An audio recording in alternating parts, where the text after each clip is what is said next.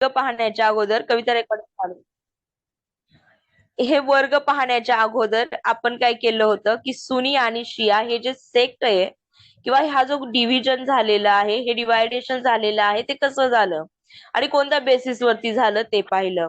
तर काय सांगितलं होतं की प्रॉफेट मोहम्मद यांच्या डेथ नंतर त्यांचा जो कोणी हेड आहे तो कोण होणार याच्यावरून त्यांच्यामध्ये काय झाले, वाद निर्माण झाले. आणि ते वाद निर्माण झाल्याच्या नंतर त्यांच्यामध्ये मतभेद झाला आणि मतभेदाच्या द्वारा नुसार त्यांच्यामध्ये दोन ग्रुप पडले. मग एक जो ग्रुप होता त्याचं काय ओपिनियन होतं, तर जो कोणी प्रॉफेट मोहम्मदच्या डेथ नंतर जो मुस्लिम कम्युनिटीचा हेड होईल त्याचं जी काही त्याला निवडण्याचा अधिकार कशा मार्फत करायचा आहे, इलेक्शनच्या मार्फत करायचा आहे. आणि त्या गटाला काय बोललं जातं किंवा त्या पंथाला सुनी असं बोललं जातं. व सुनीचा जो हेड झाला त्याचं नाव आहे अबू बकर आणि त्याला पहिला खलिफा असं बोललं जातं. त्याच्यानंतर जो आता बाकीची जी मुस्लिम कम्युनिटीतली जी लोक राहिली त्यांचं दुसऱ्यांचं मत काय होतं की जो प्रोफेट मोहम्मदचा जो सक्सेसर आहे किंवा वारस आहे तो वारसा हक्काच्या नुसार निवडायचा. आणि म्हणून त्यांनी काय केलं की त्यांची जी मुलगी होती फातिमा, तिचे जे हजबंड होते अली, त्याला ऍज अ मुस्लिम कम्युनिटीचा शियाच्या अंतर्गत काय केला, हेड बनवला. आणि त्याला काय बोललं जातं, फर्स्ट इमाम असं बोललं जातं. आणि त्याच्यानंतर काय झाले, हे पंथ पडल्याच्या नंतर त्यांनी ह्याच दोन्ही पंथांचं वर्गांमध्ये रूपांतर केलं. आणि त्याच्यातला पहिला वर्ग सुनी स्कूल्स ऑफ मुस्लिम लॉ, सुनी वर्ग, त्याचे काय केले अजून 4 असे सब पार्ट केले किंवा आपण म्हणू शकतो त्याचे सब वर्गामध्ये डिव्हिजन केलं गेलं. मग त्याच्यातला पहिला येतो हनाफी स्कूल. तर हनाफी स्कूल जे आहे ते त्याचं पहिलं हनाफी ह्या नावाच्या अगोदर एक नाव होतं, तर ते काय होतं, कुफा नाव होतं. आणि ते कुफा नाव कशामुळे पडलं, तर जी काही इराकची एक फेमस सिटी होती तिचं नाव कुफा होतं आणि त्या नावावरून या हनाफी स्कूलचं हनाफी असं नाव पडलं, ते कुफा असं नाव होतं. त्याच्यानंतर काय झालं की काही कालांतराने त्याचं परत नाव बदललं आणि त्याचं नाव हनाफी असं ठेवलं. तर हे हनाफी नाव कशामुळे पडलं, तर जो त्याचा पहिला फाउंडर होता त्याचं नाव अबू हनाफी होतं. त्याच्या नावावरून ह्या वर्गाला हनाफी वर्ग बोललं जातं. मग आता याच्यामध्ये काय झालं होतं की हे जे हनाफी स्कूल आहे यांनी काय केले की जे ट्रॅडिशन्स आहेत ना त्याला जास्त करून महत्व दिलं. आणि त्याचबरोबर ते कस्टम आणि decision of the Muslim community याच्यावरती रिलायव्ड होते. मग याच्यामध्ये काय केलं की हा जो हनाफी आहे अबू हनाफी, त्याचे 2 डिसिप्लिन होते म्हणजे शिष्य होते. त्यांचं नाव इमाम मुहम्मद आणि इमाम अबू युसुफ. याने काय केलं, ह्या दोघांनी ज्युरिस्टिक प्रेफरन्स इस्तिहसन, म्हणजेच आपण म्हणू शकतो की त्यांनी इस्तिहसन म्हणजे जे काही न्यायिक प्राधान्य असणारे काही असे घटक होते ते. आणि त्याचबरोबर इजमा, इजमा म्हणजे काय, कन्सेन्सस ऑफ ए ओपिनियन, याचं काय केलं, एकत्रीकरण केलं आणि त्याला कोडिफाईड बनवलं. त्याच्यानंतर हे जे काही हनाफी स्कूलचे जे अनुयायी आहेत ते आपल्याला इंडिया, पाकिस्तान, सिरिया आणि तुर्कीमध्ये पाहायला मिळतात. इंडियामध्ये यांची मेजॉरिटी जास्त असल्यामुळे जे पण मुस्लिम कम्युनिटीचे जे काही अफेअर्स आहेत किंवा डिस्प्यूट्स आहेत ते ह्या हनाफी वर्गाच्या रूल्स प्रमाणे सोडवले जातात. मग हे हनाफी वर्ग जो आहे त्याचं हिदया नावाचं एक इम्पॉर्टंट आणि अथॉरिटिव्ह बुक आहे. आणि ते बुक मध्ये सर्वच ऍस्पेक्ट्स घेतलेत. म्हणजेच की आपण म्हणू शकतो ह्या बुक मध्ये की दैनंदिन जीवनामधील किंवा त्यांची जी काही कम्युनिटी आहे त्या कम्युनिटीसाठी लागणारे जे काही रूल्स आहेत, नियम आहेत, त्याच्या संदर्भामध्ये तिथे काय केले गेले की एक इम्प्लिमेंटेशन दिलं गेलं, एक रूल्स तयार केले आणि त्याचे इम्प्लिमेंट केले गेले. पण त्यांनी या हिदया नावाच्या बुक मध्ये लॉ ऑफ इनहेरिटन्सला कुठेच जागा दिली नाही. आणि ही जी हिदया बुक आहे ती बुक बनवण्यासाठी 13 वर्षांचा पिरियड लागला. आणि ही बुक बनवली अली बिन अबू बकर अल मार्गिनानी ह्या व्यक्तीने. आणि याचं पहिलं इंग्लिश ट्रान्सलेशन केलं लॉर्ड वॉरेन हास्टिंगने. आणि हे ट्रान्सलेशन करताना लॉर्ड वॉरेन हास्टिंगने काही अशा मुस्लिम स्कॉलर्सची काय केली, अपॉइंटमेंट केली गेली. मग आता आपण पाहिलं लॉ ऑफ इनहेरिटन्सला हिदयामध्ये कुठेच जागा नव्हती. मग त्या म्हणजेच वारसा हक्क त्याच्या संदर्भामधला जो कायदा आहे त्याची जेव्हा या हनाफी स्कूलला गरज लागली तेव्हा त्यांनी सिराजिया ह्या नावाची बुक तयार केली. आणि खास करून ती फक्त आणि फक्त लॉ ऑफ इनहेरिटन्स साठी होती. आणि ती लिहिली शेख सिराजद्दीन नावाच्या व्यक्तीने. आणि तिचं पहिलं इंग्लिश ट्रान्सलेशन केलं सर विल्यम जोन्सने. याच्यामध्ये आता हे आपण काय पाहिलं त्याची नॉर्मल की त्यांनी कोणत्या सोर्सेसला महत्व दिलं, त्याचवर त्यांच्या याच्यामध्ये कोणती अशी बुक होती की ती अथॉरिटिव्ह बुक होती, तिच्या आधारावरती जी काय हनाफी वर्ग आहे त्यांचे जे अनुयायी आहेत त्यांची जी काही रूल्स वगैरे नियम आहेत त्यांच्यावरती लावणारे त्याची वापर केला गेला. त्याच्यानंतर आपण पाहणार आहे की पॅरेंट्स मेंटेनन्स म्हणजेच काय, पालकांची देखभाल. मग हे जे हनाफी वर्ग आहे ना याच्यामध्ये जे त्यांचे चिल्ड्रन्स आहेत ते काय आहेत, ऑब्लिगेशन आहे त्यांच्यावरती. म्हणजेच त्यांना बंधनकारक आहे की जे त्यांचे पॅरेंट्स आहेत त्यांना काय करायचे, मेंटेन करायचे, त्यांची देखभाल करायची किंवा त्यांचं पालन पोषण करायचंय. आणि जे पॅरेंट्स आहेत त्यांना अधिकार आहे की चिल्ड्रन करून त्यांना काय करायचंय, मेंटेनन्स क्लेम करायचा आहे. आणि जर ग्रँड पॅरेंट्स त्यांचे जे ग्रँड चिल्ड्रन आहेत त्यांच्याकडून देखील काय करू शकतात, मेंटेनन्स क्लेम करू शकतात. आणि मेंटेनन्स मागण्याच्या हक्कामध्ये जास्त करून जी त्याची आई आहे तिला सर्वात पहिल्यांदा किंवा आपण म्हणू शकतो तिचं जे टायटल आहे मेंटेनन्स मागण्याचं, क्लेम करण्याचं, ते फादर पेक्षा चांगलं होतं. त्याच्यानंतर पाहिला होता मुद्दा कस्टडी ऑफ चिल्ड्रन, मुलांचा ताबा पाहिला होता. याच्यामध्ये काय सांगितलंय की जो मुलगा आहे त्याचं वय 7 वर्षाचं होतपर्यंत त्याची कस्टडी आईकडे जाणार. आणि मुलगी आहे ती जोपर्यंत एज ऑफ पुबर्टी अटेंड करते तोपर्यंत ती आईकडे राहते. आणि एकदा तिने एज ऑफ पुबर्टी अटेंड केली की त्याच्यानंतर मुलाचं 7 वर्ष पूर्ण झाल्याच्या नंतर आणि मुलीचं एज ऑफ पुबर्टी अटेंड केल्याच्या नंतर फादर हा नॅचरल गार्जियन असं सांगितलंय. त्याच्यानंतर याच्यामध्ये आपण अजून पार्ट पाहिला होता की लेजिटिमेसी ऑफ चाइल्ड, मुलांची वैधता. आता मुलांची वैधता कशी सांगायची झाली की सुनी लॉच्या अंतर्गत किंवा आपण म्हणू शकतो हनाफी वर्गाच्या अंतर्गत जर ते दोन्ही पॅरेंट्स डायव्हॉर्सच्या रूपाने किंवा त्यांनी त्यांची मॅरेज जर काही कारणाने जर संपुष्टात आणली असेल तर ते जे काही त्याच्यानंतर जे चाइल्ड जन्माला आलं आहे त्या चाइल्डची वैधता ठरवायची असते. आणि त्याच्यासाठी त्यांनी काय केलाय, एक स्पेसिफिक टाइम पिरियड सांगितलाय. आणि हनाफी वर्गाचा तो स्पेसिफिक टाइम पिरियड आहे 2 वर्षांचा. तर समजलं हनाफी स्कूल, मी रिकॅप घेतलाय परत. हनाफी स्कूलच्या संदर्भामध्ये काही क्वेश्चन आहेत?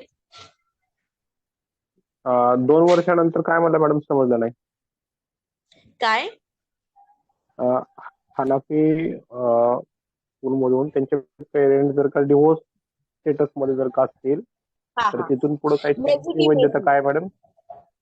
ठीक आहे, मी सांगते. लेजिटिमेसी ऑफ चाइल्ड सांगितलं होतं मी. याच्यामध्ये काय सांगितलंय की जर एखादं मूल जन्माला आलं स्पेसिफिक टाइम मध्ये आणि ते केव्हापासून, डिझॉल्युशन ऑफ द मॅरेज झाल्याच्या नंतर, तर ते चाइल्ड कसं मानलं जातं, व्हॅलिड असं मानलं जातं. म्हणजे हेच सांगायचंय की जेव्हा हनाफी वर्गाच्या अंतर्गत एखादा विवाह संपुष्टात आला असेल तर आणि तो संपुष्टात आल्याच्या नंतर जर एखादं मूल जन्माला आलं तर त्याला तुम्ही लेजिटिमेट कसं म्हणणार? त्याच्यासाठी त्यांनी 2 वर्षाचा टाइम पिरियड दिलाय आणि असं सांगितलं की जर मॅरेज संपुष्टात आली असेल आणि ते चाइल्ड 2 वर्षाच्या आत जर जन्माला आलं असेल तर त्याला तुम्ही लेजिटिमेट चाइल्ड असं म्हणाल. समजलं म्हणजे सोनवणे व्हॅलिड सर? का? म्हणजे त्यांच्या विवाहातून जन्माला आलेलं मूल असं समजायचं का त्याला? हा, त्यांच्या विवाहातून जन्माला आलेलं मूल समजायचं. ज्या व्यक्तींचा दोघांचा डायव्हॉर्स झाला आहे ना ते मूल त्यांचंच आहे असं समजायचं. मॅम इथं क्वेश्चन आहे एक. सॉरी. बोल ना. 2 वर्षाचा पिरियड दिलाय मॅम त्याच्यामध्ये तर 2 मुलं येऊ शकतात ना जन्माला, मग ते त्यांचंच आहे थोडी आहे, ते तर बायोलॉजिकल फादर आहे की नाही, that will be a question write. आता यांनी काय केलं होतं माहितीये का, त्यावेळेला आपण पाहायला गेलं तर ज्या काही पॅटर्निटी टेस्ट वगैरे आहेत याच्यासाठी एवढं महत्व नाही दिलं. त्यांनी काय केले, त्यांचे रूल्स केले. कसे रूल्स केले ते तुम्हाला मॅरेज मध्ये पाहायला मिळणार आहे. काय केले माहितीये का, यांच्यामध्ये जर एखादी विवाह डायव्हॉर्सच्या रूपाने किंवा हजबंडच्या डेथने जर डिझॉल्व्ह होत असेल आणि तो डिझॉल्व्ह झाला असेल तर त्याच्यानंतर त्या स्त्रीला इद्दत पिरियड ऑब्झर्व करायचा असतो आणि तो इद्दत पिरियड जवळजवळ 4 महिने आणि 10 दिवस डेथ ऑफ हजबंडच्या केसमध्ये सांगितलाय आणि डायव्हॉर्सच्या केसमध्ये 3 मेन्स्ट्रुएटिंग सायकल सांगितली किंवा 3 मेन्स्ट्रुएटिंग पिरियड किंवा 3 लुनार मंथ असा सांगितलाय. मग शेवटी ती तेवढ्या दिवस काय करते की तो इद्दत पिरियड ऑब्झर्व करते. आता इद्दत म्हणजे काय माहितीये का, लग्नात किंवा विवाह जो डिझॉल्व्ह केला आहे किंवा संपुष्टात आणला आहे त्याच्यानंतर काही असा कालावधी त्यांना काय करायचंय, पाळायचाय की ती स्त्री दुसऱ्या पुरुषाशी विवाह करणार नाही त्या कालावधीमध्ये किंवा ती करू शकत नाही. मग ते जे काही 4 ते 5 महिने आहेत ते पहिले निघून जातात. समजलं का? म्हणून हा टाइम पिरियड यांनी पुढे वाढवलाय. मग हे 4 महिने गेले, ठीक आहे, इद्दत पिरियडचे बाय डेथने हजबंडच्या. 4 आणि ते 9 किती झाले? 13 महिने. 13. मग बरोबर होतो ना टाइम पिरियड तो? काय समजत नाही मला.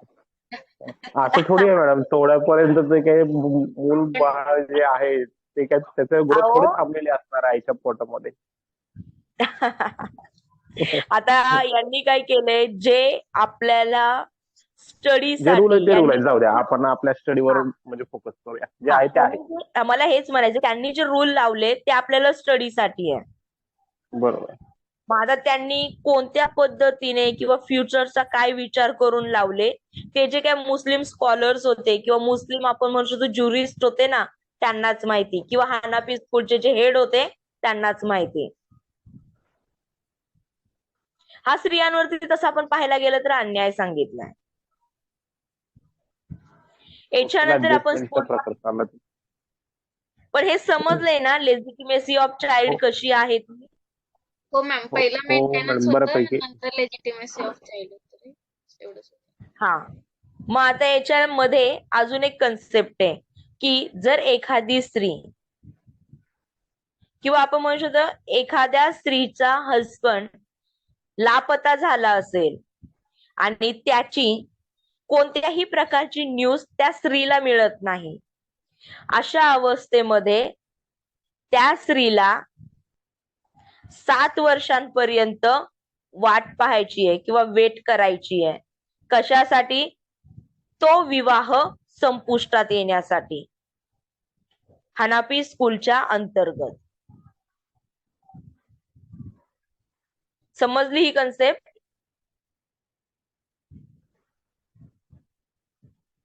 सोनवणे सर, कविता, समजली ही कन्सेप्ट? हो मॅम, समजलं. मला रिस्पॉन्स द्या म्हणजे मला पुढे करायला. याच्यानंतर आपण दुसरं स्कूल पाहणार आहे. हा सर बोला, सोनवणे सर. हा हा मॅडम, बऱ्यापैकी रिकॅप व्यवस्थित झाला. ठीक आहे. याच्यानंतर दुसरं स्कूल पाहिलं होतं मलिकी स्कूल. आता हे मलिकी स्कूल आहे ना, याला नाव कशामुळे पडलं? मलिक बिन अॅनस नावाच्या जो त्याचा फाउंडर होता त्याच्यावरून नाव पडलं मलिकी म्हणून. आणि तो कोण होता? तर मुफ्ती ऑफ मदिना होता. मग आता मुफ्ती म्हणजे काय सांगितलंय? अन Islamic legal authority who gives a formal legal opinion in answer to an inquiry by a private individual or judge. याच्यामध्ये काय सांगितलंय? त्यालाच फतवा असं बोललंय. आपल्या याच्यामध्ये अॅमिकस क्युरी आहे की जेव्हा आपले जे हायरार्की आहे किंवा सुप्रीम कोर्ट आहे, हायकोर्ट आहे, यांना जेव्हा एखादा असा मॅटर यांच्याकडे येतो की यांना एखाद्या एक्सपर्टची त्या मॅटर साठी ओपिनियनची मदत लागते आणि त्याच्या मदतीने तो मॅटर सॉल्व्ह केला जातो, त्यालाच amicus curiae, friend of court बोललं जातं. मग इथे देखील हा जो कोण मलिक बिन अॅनस होता ना, तो मुफ्ती ऑफ मदिना होता. म्हणजेच की काही असे मॅटर्स होते की त्याच्यामध्ये काय केलं जायचं, याचे लिगल ओपिनियन घेतले जायचे. तर मुफ्ती म्हणजे काय समजलं?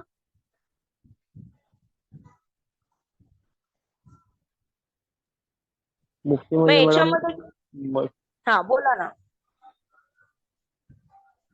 मलिकी स्कूल मध्ये मुफ्ती ऑफ मदिना फतवा सांगितला. मग त्यांचं नाव काय म्हणते तुम्ही? मलिक बिन अॅनस, ANAS, अॅनस. मग आता काय झालं होतं माहितीये का? जेव्हा अबू हनाफी हा कोण होता?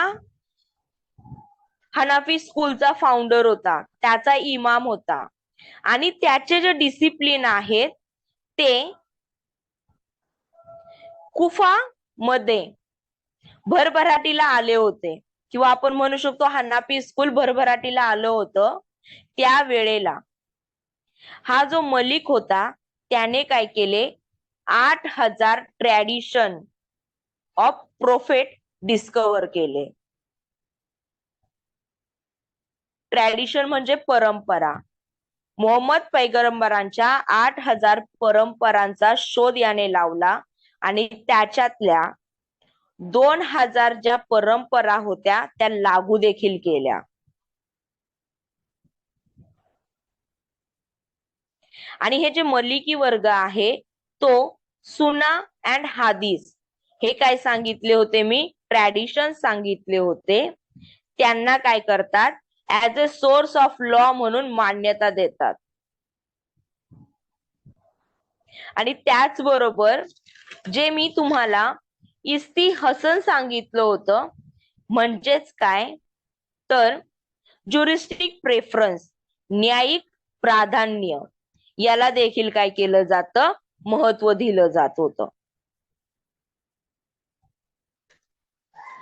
त्याच्यानंतर हे जे मलिकी स्कूल आहे त्याचे जे फॉलोवर्स आहेत ते इंडियामध्ये आपल्याला पाहायला भेटत नाहीत. पण काय केलं माहितीये का? हे जे मलिकी स्कूल आहे त्याच्यामध्ये स्त्रियांची जी स्थिती होती ना, किंवा स्त्रियांसाठी असणारे जे अधिकार होते ते बाकीच्या वर्गांपेक्षा चांगले होते. आणि ते जे अधिकार होते ते अधिकार मलिकी स्कूल मधून ऍज इट इज तसेच जेव्हा इंडियामध्ये डिझॉल्युशन ऑफ मुस्लिम मॅरेज ऍक्ट 1939 चा आला त्यावेळेला ते अधिकार ह्या ऍक्ट मध्ये टाकण्यात आले. हे आपण त्याची नॉर्मल कन्सेप्ट पाहिली. त्याच्यानंतर एखादी मुस्लिम स्त्रीला तिच्या हजबंडची कोणतीही न्यूज भेटली नाही किंवा तिचा हजबंड लापता झाला आहे, अशा वेळेला ह्या मलिकी स्कूलच्या अंतर्गत त्या स्त्रीला 2 वर्ष वाट पाहायला लागायची. कशासाठी? तर तो विवाह संपुष्टात येण्यासाठी.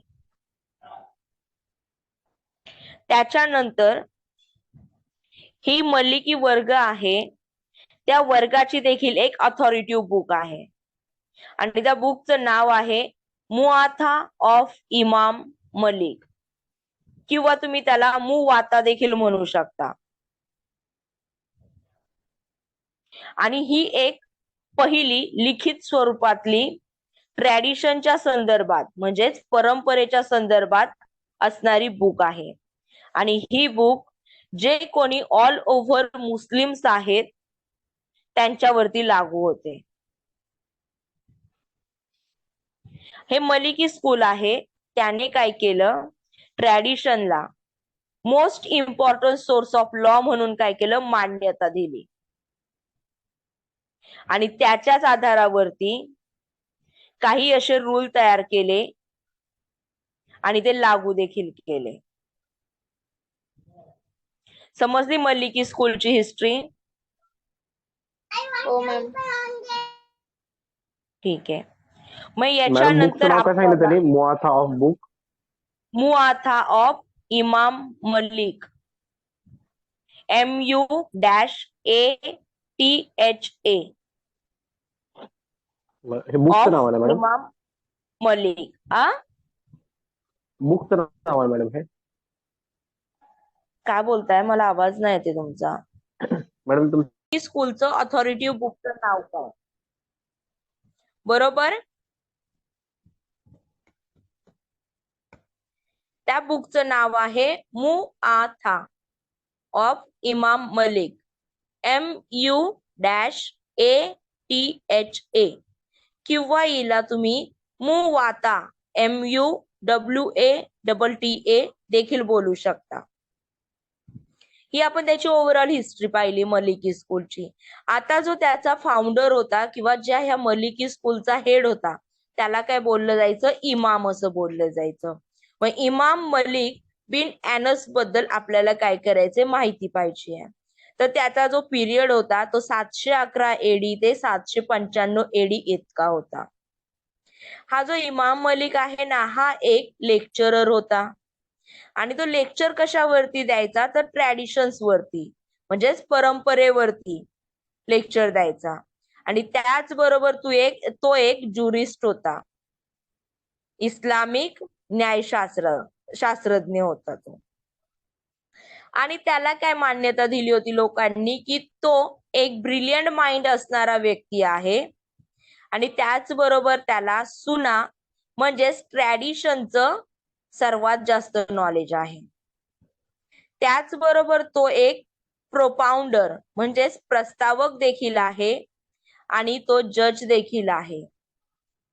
तर जज कसा, तर तो काय करतोय की जे काही डे टू डे जीवनामध्ये लोकांकडे जे प्रॉब्लेम्स निर्माण होतात त्याच्यावरती तो त्याचं ओपिनियन देऊन डिसिजन देत होता.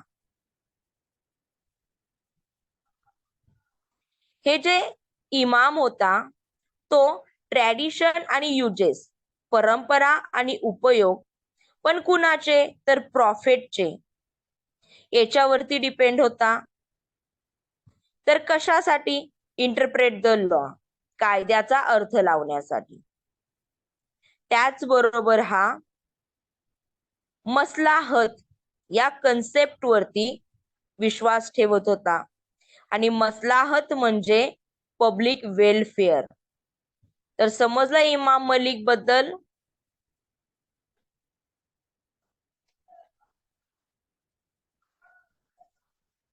त्याच्यानंतर legitimacy of child, Imam Maliki स्कूलच्या अंतर्गत मुलांची वैधता. मग आता काय सांगितलं इथे की under the Maliki school a child was born after the dissolution of the marriage is considered legitimate if it is born within the period of 4 years from the dissolution of the marriage. आता याच्यामध्ये त्यांनी rule जो आहे त्याचा जो time आहे तो वाढवलाय.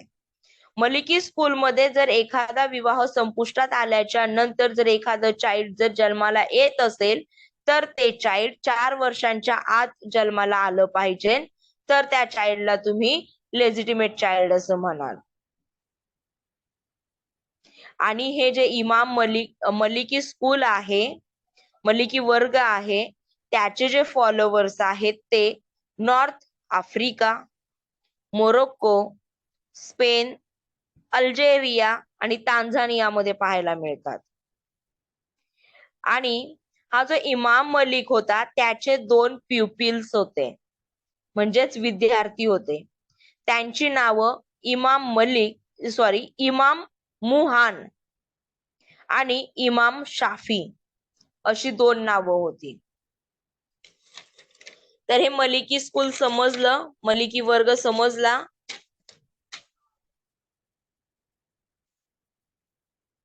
कविता Sonawane sir. हा मॅम, समजलं. पण मग ठीक ते आहे. त्यांचं 4 वर्षाचं पिरियड त्यांनी ह्याच्यामध्ये वाढवलं का? म्हणजे याच्यामध्ये वर्षाचं होतं. आपण पाहिला, पहिल्या याच्यामध्ये 2 वर्षांचा होता, याच्यामध्ये 4 वर्षांचा आहे. ह्याच्यामध्ये त्यांचा कुठला इदत नाही, कुठला पिरियड म्हटले तुम्ही? तो पिरियड होता की लेजिटिमेसी ऑफ चाइल्डचा. मलिकी स्कूलच्या अंतर्गत 4 वर्षाचा आणि शाफी स्कूलच्या अंतर्गत 2 वर्षांचा. आणि जर एखाद्या मुस्लिम स्त्रीचा हसबंड जर लापता झाला असेल आणि त्याची कोणत्याही गोष्टीची न्यूज येत नसेल, तर हनाफी स्कूलमध्ये ती मॅरेज संपुष्टात येण्यासाठी त्या स्त्रीला 7 वर्ष वाट पाहायला लागायची आणि मलिकी स्कूलमध्ये 2 वर्ष वाट पाहायला लागायचे. त्याच्यानंतर याच्यामध्ये तिसरं स्कूल आहे, तिसरा वर्ग आहे, तो आहे शाफी वर्ग. मग हे जे नाव शाफी वर्ग जे नाव आहे ते त्याचा जो फाउंडर आहे त्याच्या नावावरून पडलं आहे त्याला, आणि त्याच्या फाउंडरचं नाव आहे मुहम्मद बिन इद्रिस शाफी.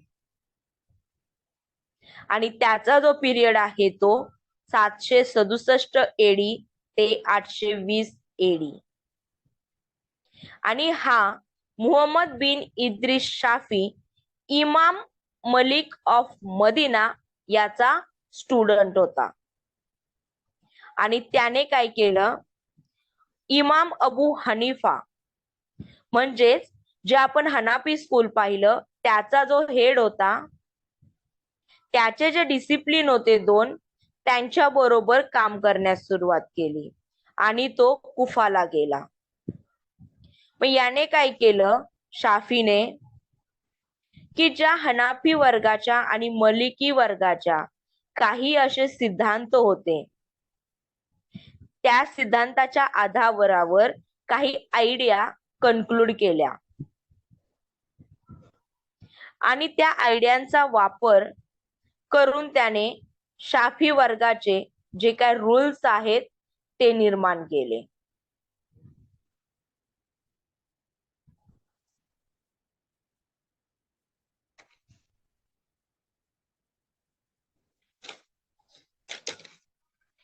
त्याचबरोबर हा जो इमाम शाफी होता तो एक ग्रेटेस्ट ज्युरिस्ट ऑफ इस्लाम, म्हणजेच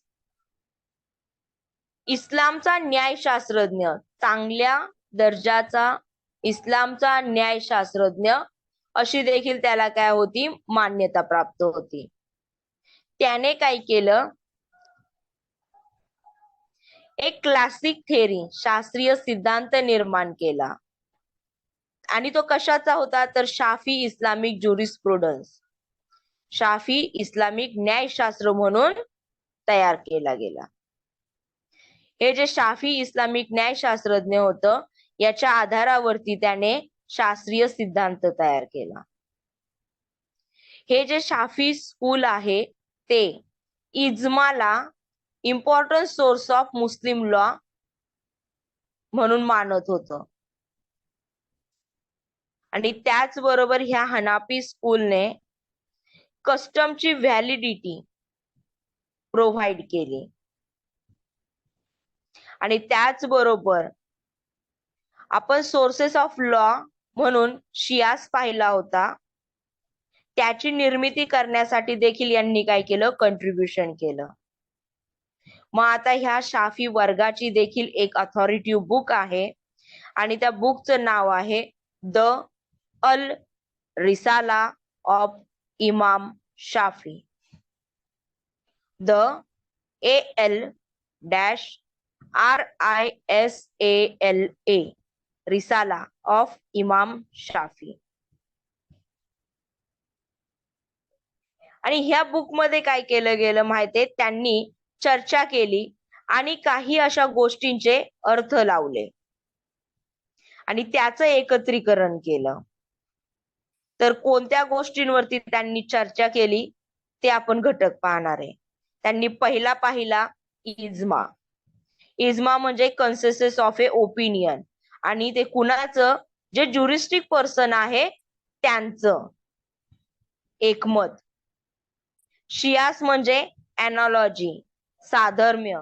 दोन गोष्टींचं काय केलं, कंपॅरिझन केलं, त्याच्यामध्ये जे साधर्म्य होतं ते शियास म्हणून मान्यता दिली त्याला. त्याच्यानंतर थर्ड इज्तिहद, IJTHIHAD, इज्तिहद. पर्सनल रिझनिंग, त्याला पर्सनल रिझनिंग म्हणतात, म्हणजेच वैयक्तिक तर्क. त्याच्यानंतर फोर्थ पार्ट आहे इस्तिहसन, ISTHIHSAN,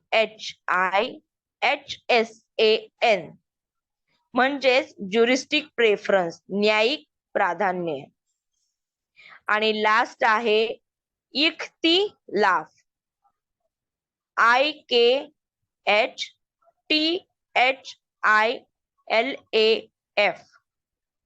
म्हणजेच डिसएग्रीमेंट, मतभेद.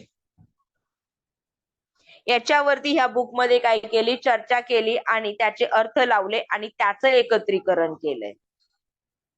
त्याच्यानंतर हे जे शाफी वर्ग आहे त्याचे जे अनुयायी आहेत ते Egypt, Southern Arabia, south east Asia, Indonesia आणि मलेशियामध्ये पाहायला मिळतात.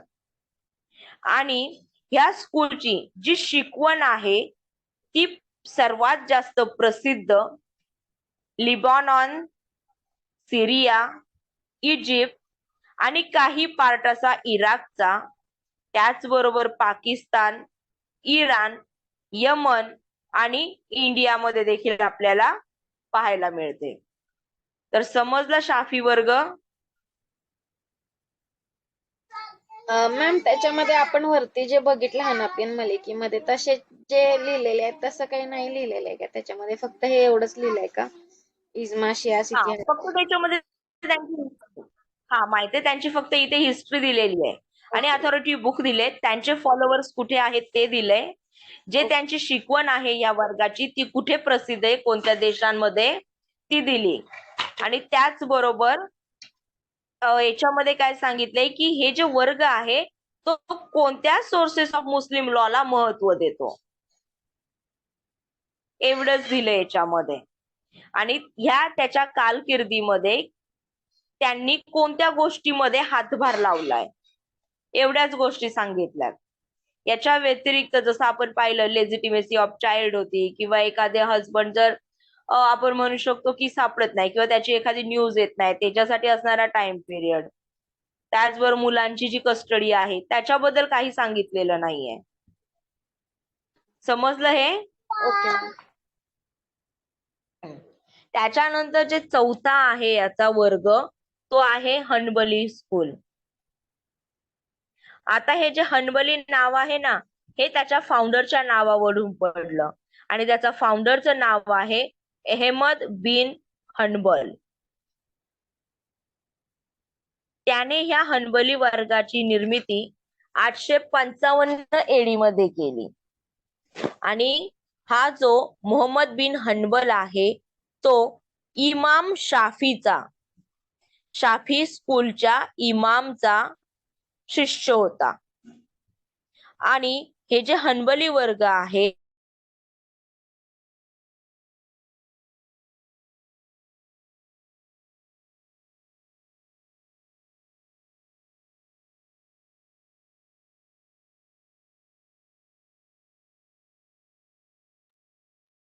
काय झालं अजून? हॅलो? येत आहे. हॅलो. हा सर. वैयक्तिक तर्क. आला आला. याने काय केलं, सुना आणि हदीसचे मूळ शोधण्याचा सिद्धांत मांडला आणि त्या सिद्धांताच्या आधारावरती त्याने त्याच्या प्रश्नांची उत्तरे मिळवण्याचा प्रयत्न केला.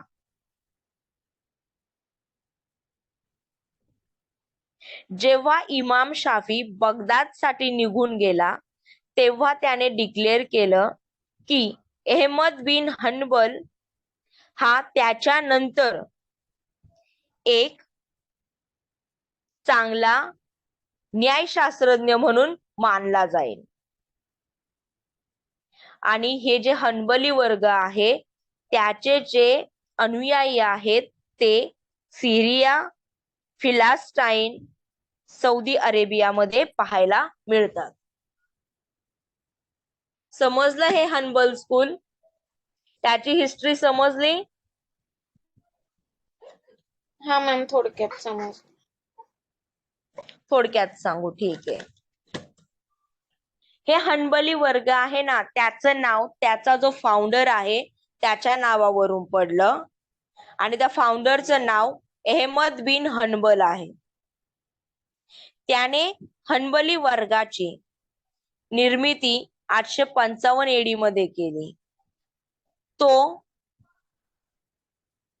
इमाम शाफीचा डिसिपल होता, शिष्य होता आणि तो हदीसला म्हणजेच ट्रॅडिशनला सपोर्ट करत होता आणि त्याचबरोबर तो इज्तिहाद मेथडला विरोध करत होता.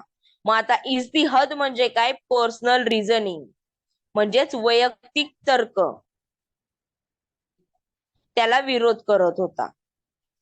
त्याने काय केलं, सुन्ना आणि हदीस हे जे दोन ट्रॅडिशन आहेत त्याचे मूळ शोधण्याचा सिद्धांत मांडला आणि त्या सिद्धांताच्या आधारावरती जे काही सगळे प्रश्न निर्माण झाले होते ते त्यांची उत्तरे मिळवण्याचा प्रयत्न केला. जेव्हा इमाम शाफी बगदादसाठी निघून गेला, आता इमाम शाफी कोण? शाफी वर्गाचा हेड.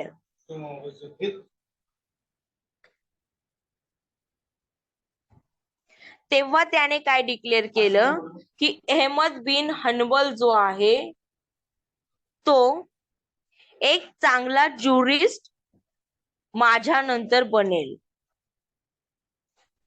आणि हे हनबली वर्गाचे जे अनुयायी आहेत ते सिरिया, फिलिस्टाईन आणि सौदी अरेबियामध्ये पाहायला मिळतात.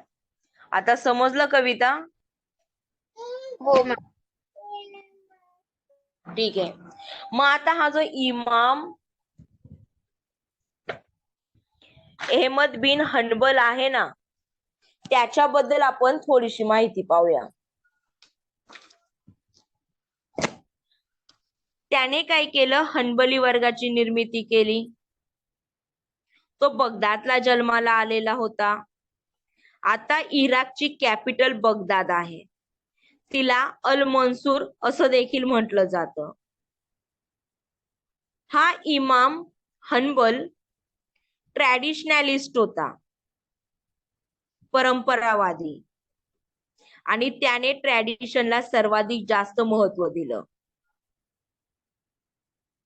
त्याचबरोबर त्याचं म्हणणं काय होतं की ट्रॅडिशन जे आहेत ते इम्पॉर्टंट सोर्स ऑफ लॉ म्हणून, मुस्लिम लॉ म्हणून वापरले जाईल बाकीच्या सोर्सेस पेक्षा जास्त प्रमाणात.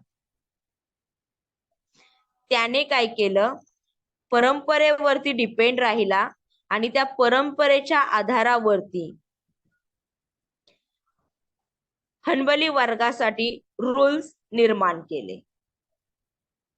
समजलं आता हे हनबली वर्ग? हो मॅम, समजलं. सूरज सोनवणे सर, समजलं तुम्हाला? हो मॅडम. ठीक आहे. त्याच्यानंतर आपण sources of schools of Muslim लॉचा जो दुसरा सेक्ट आहे शिया सेक्ट, त्याचे जे वर्ग आहे ते पाहणार आहे. शिया वर्गाचे जे सब वर्ग आहेत ना ते पाहायचे. मग आता याच्यामध्ये काय झालं होतं माहितीये का, हे जे सिया सेक्ट आहेत ना त्याचे 3 वर्ग पडतात.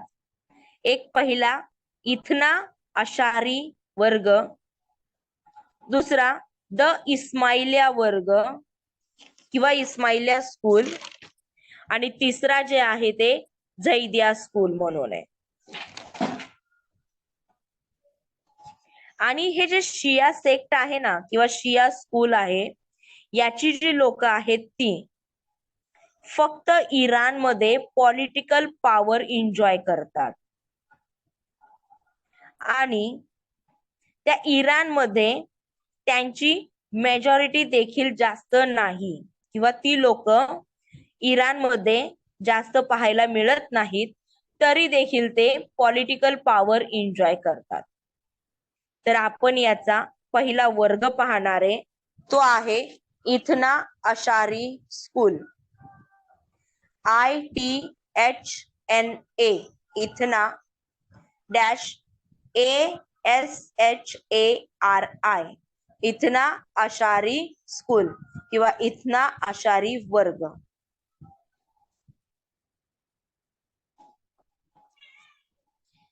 हे जे वर्ग आहे ते काय करतात, जे इथना अशारीचे जे नियम आहेत किंवा जे कायदे आहेत ना ते फॉलो करतात. त्यांना 12ers असं देखील बोललं जातं. का बोललं जातं, तर हा जो वर्ग आहे त्या वर्गाने काय केलंय की 12 इमामांना मान्यता दिली. म्हणजेच ते काय मानतात की मोहम्मद प्रोफेटच्या नंतर 12 इमामांनी प्रॉफिटहुड सक्सीड केली म्हणून.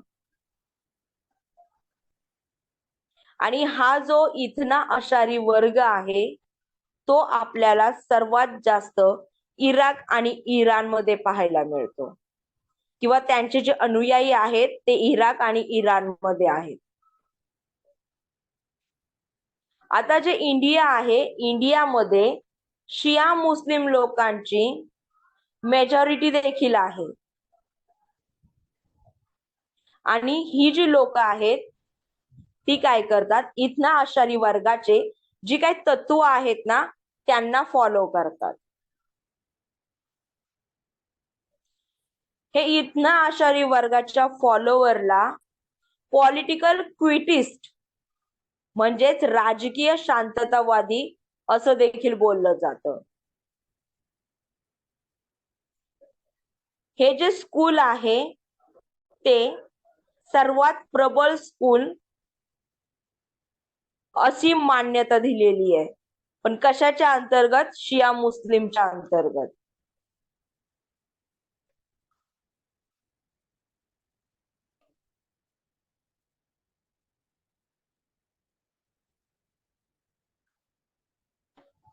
आणि त्यांचा काय विश्वास आहे, हे जे इथना अशारी वर्ग आहेत ना याला जी लोक फॉलो करतात त्यांचा असा विश्वास आहे की जे लास्ट इमाम होते ते डिसअपियर झालेत, ते परत रिटर्न होतील म्हणून. पण कसे रिटर्न होतील, मेहदी म्हणून. मॅडम काय हा जो इथना अशारी वर्ग होता ना, या वर्गाला जी लोक फॉलो करतात त्या लोकांचा विश्वास असा आहे की जे लास्टचे इमाम डिसअपियर झाले ते परत येतील, आणि काय म्हणून येतील, तर मेहदी म्हणून येतील. MEHDI, मेहदी म्हणजेच मसीहा म्हणून परततील, असा ह्या इथना अशावरी स्कूलच्या लोकांचा विश्वास आहे. समजलं हे इथना अशारी स्कूल? हो मॅम. सोनवणे सर, सूरज हो मॅडम. काही क्वेश्चन असेल तर मला तुम्ही विचारू शकता याच्या अंतर्गत.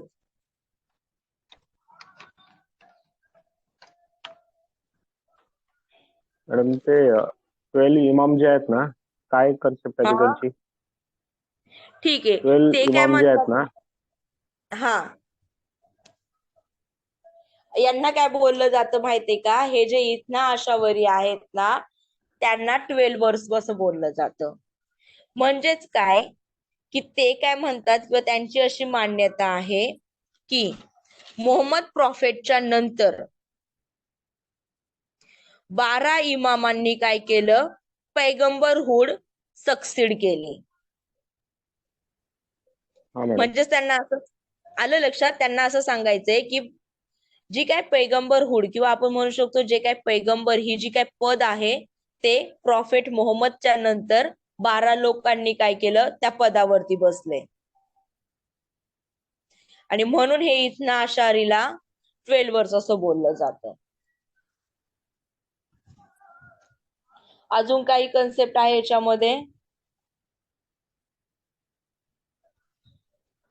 आणि हे जे इथना आशारी वर्ग आहे ना याच्यामध्ये मुता मॅरेजला लॉफुल मॅरेज मानलं जातं. कोणतं मॅरेज मॅडम? आता तुमचं मुता मॅरेज MUTA, मुता मॅरेजला लॉफुल मॅरेज मानली जाते. आता तुमच्या समोर मुता मॅरेज म्हणजे काय हा प्रश्न उभा राहिला असेल. हो. तर मुता मॅरेज म्हणजे टेम्पररी मॅरेज. ह्या मॅरेज मध्ये एक कॉन्ट्रॅक्ट तयार केलं जातं आणि त्या मॅरेजचा टाइम पिरियड फिक्स केला जातो. आणि तो कशासाठी, तर सेक्स्युअल प्लेजरसाठी. त्याच्यामध्ये प्रोक्रिएशन ऑफ चिल्ड्रन करायचं की नाही याचा अधिकार हजबंडला दिला जातो. आणि जो त्या कॉन्ट्रॅक्ट मध्ये जो टाइम पिरियड फिक्स केलेला आहे तो संपुष्टात आल्याच्या नंतर तो जो विवाह आहे तो संपुष्टात येतो. आणि त्यांची जर इच्छा असेल तर तो एक्सटेंड देखील केला जातो. ह्या मॅरेजच्या अंतर्गत हजबंडला डायव्होर्स देण्याचा अधिकार नाही. अशी जी मॅरेज आहे ना ती या इथना आशारी वर्गामध्ये लॉफुल मानली जाते. समजली? डिवोर्स कशाला द्यायचं मॅडम? आता मला 2 प्रश्न आहेत मॅडम, 2 क्वेश्चन. आता याच्यामध्ये ते डिवोर्स द्यायचा विषयच येणार नाही टेम्पोररी आणि लिमिटेड टायमिंग मध्ये असल्यानंतर. हा एक पॉईंट झाला. आणि दुसरं की त्याच्यामध्ये कॉन्ट्रॅक्ट पण आहे, त्याच्यामध्ये कॉन्ट्रॅक्ट झालेलं आहे. ही जी मुता मॅरेजची जी कन्सेप्ट आहे ती तुम्हाला काइंड्स ऑफ मॅरेज आहेत ना त्याच्यामध्ये आहे. आणि त्याचबरोबर तुम्हाला शॉर्ट नोट साठी पण विचारली जाते. आणि मॅडम मीन पिरियड टोटल मध्ये जर कन्सेप्ट चाइल्ड बर्थ होत आहे, आ ठीक आहे, चालेल. Okay madam. आवाज नाही आला, कट होऊन आवाज आला तुमचा. ओके मॅडम, ओके, चालेल. पुढे प्रोग्रेस करू आपण. नाही, ही जी मुता मॅरेज आहे ना आपण याच्यानंतर मॅरेजचे जे काइंड्स पाहणार आहेत त्याच्यामध्ये पूर्ण डिटेल मध्ये पाहणार आहे. मी आता एक तुमची ओके मॅडम. कन्सेप्ट क्लिअर करण्यासाठी 2 सेंटेन्स मध्ये सांगितली आहे. बरं मॅडम. हा, त्याच्यानंतर जे शिया वर्ग आहे ना त्याचा दुसरा वर्ग आहे तो द इस्माइलियास वर्ग किंवा Ismailia school. ISMAILIS, Ismailias school. मग इंडियामध्ये ह्या इस्माइलिया वर्गाचे 2 ग्रुप पडतात. ते ग्रुप कोणते, तर खोजास ईस्टर्न इस्माइलियास त्यांना म्हटलं जातं. आणि ते फॉलोवर आहेत प्रॉफेटचे. आणि त्या प्रॉफेटचं नाव आहे आगा खान, AGAKHAN, आगा खान. आणि हे जे इस्माइलिया वर्ग आहे ह्या आगा खानला 49 नंबरचा इमाम मानतात.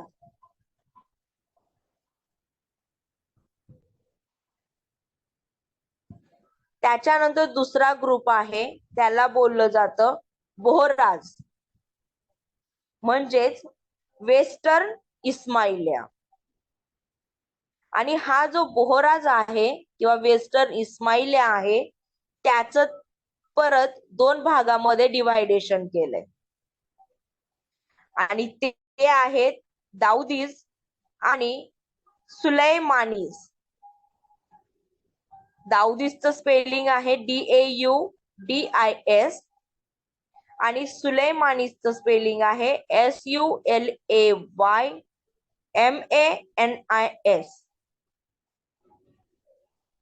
आणि ही लोक आपल्याला पाहायला मिळतात central Asia, east Africa, Arabia, Pakistan, Syria आणि इराण मध्ये.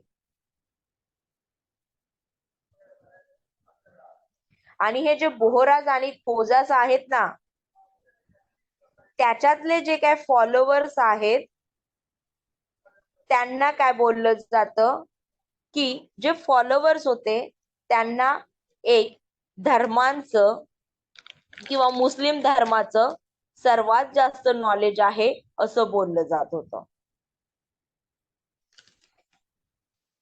समजलं इस्माइलिया स्कूल? काही क्वेश्चन?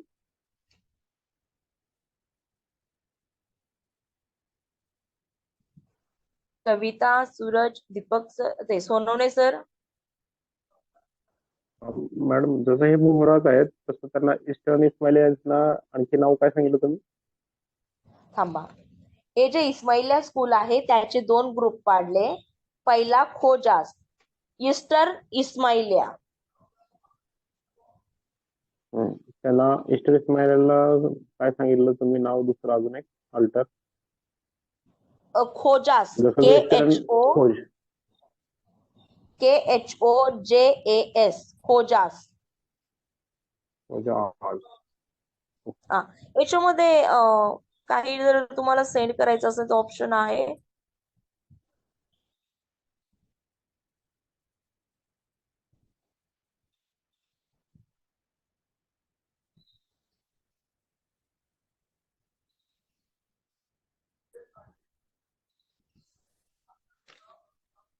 आणि दुसरा आहे बोहराज, BOHORAS, बोहराज.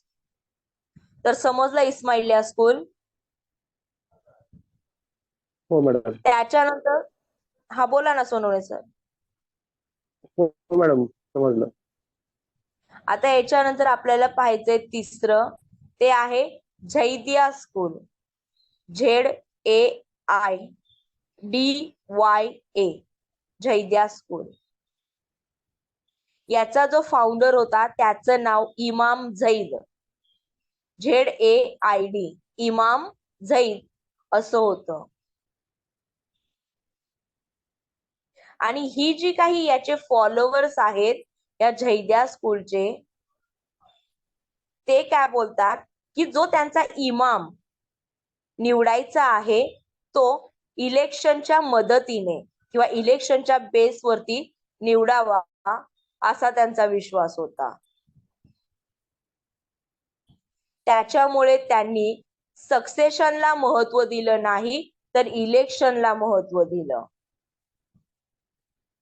त्याचबरोबर त्यांचा अजून असा विश्वास होता जो त्यांचा इमाम आहे तो सर्वांच्या अबाव आहे आणि तो सर्वस्वी आहे आणि त्याचबरोबर तो एक राईट गाईड देखील आहे. या झैदिया वर्गाचे जे फॉलोवर्स आहेत ते इंडियामध्ये पाहायला मिळत नाही किंवा इंडियामध्ये बिलकुल नाही, तर त्यांची सर्वात जास्त नंबरने किंवा त्यांची सर्वात जास्त मेजॉरिटी साऊथ अरेबियामध्ये आहे. त्याचबरोबर हे जे झैदिया वर्ग आहे हा वर्ग यमन मध्ये सर्वात प्रबळ वर्ग असा मानला जातो. आणि याचे जे अनुयायी आहेत त्यांना पॉलिटिकल ऍक्टिव्हिस्ट असं बोललं जातं. आणि यांनी काय केलं जी इस इथना आशारी वर्गाची जी 12 नावाची जी डॉक्ट्राईन होती किंवा एक फिलॉसॉफी होती ती पूर्णपणे रिजेक्ट केली. समजलं जैद्या स्कूल? काय रिजेक्ट केली मॅडम त्यांनी? 12 ची आपण फिलॉसॉफी पाहिली ना. हा हा हा. इथं ना आशारीला काय बोललं जायचं, 12 असं बोललं जायचं. ती ह्या जैद्या वर्गाने रिजेक्ट केली. आणि याचे जे फॉलोअर्स होते ते पॉलिटिकल ऍक्टिव्हिस्ट, आपण म्हणू शकतो राजकीय, काय ऍक्टिव्हिस्टला काय बोललं जातं? कार्यकर्ते. हा, ऍक्टिव्हिस्ट राजकीय कार्यकर्ते किंवा आपण म्हणू शकतो राजकीय गोष्टींमध्ये कार्य करणारी लोक, असं बोललं जातं त्यांना. हे आपण काय पाहिले, सुनी आणि शिया वर्गाचे जे स्कूल्स आहेत त्याच्याबद्दल पाहिले, किंवा म्हणू शकतो स्कूल्स ऑफ मुस्लिम लॉ पाहिले. आता हे आपल्याला स्टडीमध्ये किंवा तुमच्या सिलेबस मध्ये, पण याच्या व्यतिरिक्त 2 असे वर्ग आहेत की जे पाहायला मिळतात. आणि त्याच्यातला पहिला आहे, हा तुम्हाला स्टडीचा पार्ट नाहीये पण एक एक्स्ट्रा पार्ट सांगते मी, तुम्ही लिहू पण शकता स्कूल्स ऑफ मुस्लिम लॉ विचारल्याच्या नंतर. अदर स्कूल्स मध्ये पहिला आहे इबादी वर्ग, इबादी.